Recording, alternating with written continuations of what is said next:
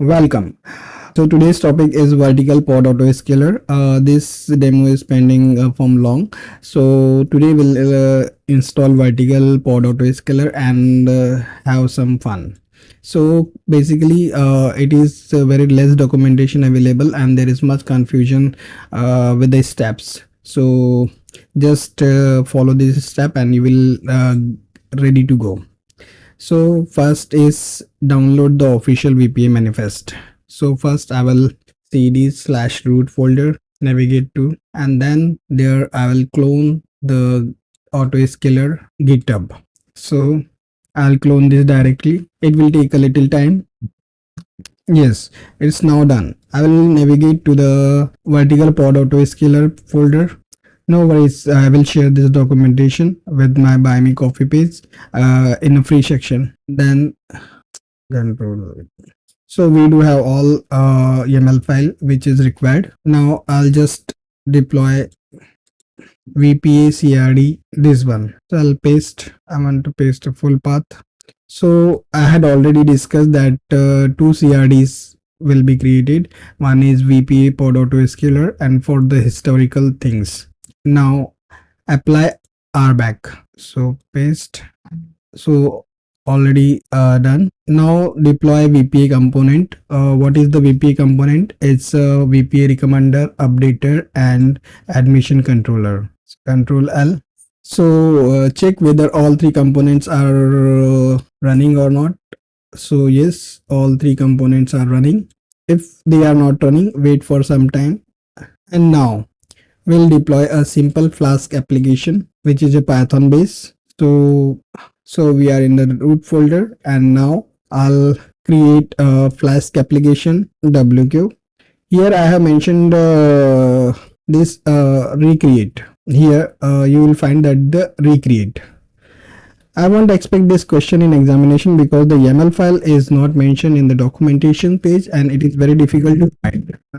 And most of the document is not supported in the examination. So I'll apply it Flask. So this is created, but we have not yet installed the VPA. I'm sorry, metric server. So let's install the metric server first. So I'll install the metric server. Then I have to patch it because we are using the killer coda.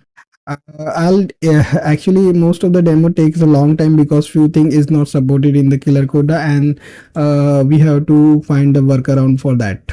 It's still not working. So wait for few minutes. Oh sorry, few seconds. It should work. Yes, it's running now. And then we can key top nodes. So here you will find the CPU core with memory bytes. Okay.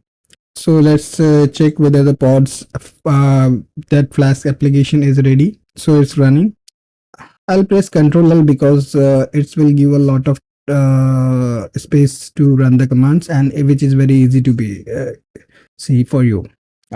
So now we have used the mode that is recreate. So recommendations here you will find that no. Here this is the recreate mode. Means VPA assign resource request on the pod creation as update on the existing pod by evicting them, and requested resource differ significantly from the new recommendations.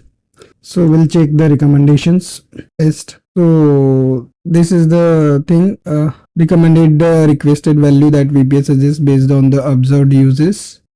This is the raw observed recommendation before applying your max and min policies.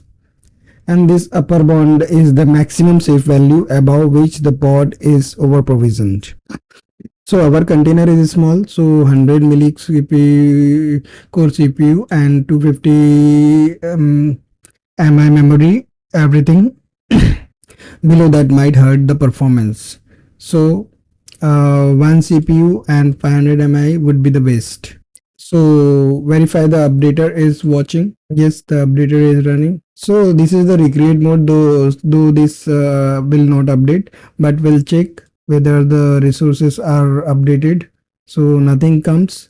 So we need to evict and we need to patch. So here operation is add, so we are adding, and what we are adding in this in this request section, we are modifying these values, and then with the kubectl deployment patch flask app, so we are patching, and after that we'll restart, rollout restart. So enter. We have a detailed video how to patch, so you can find it in the playlist.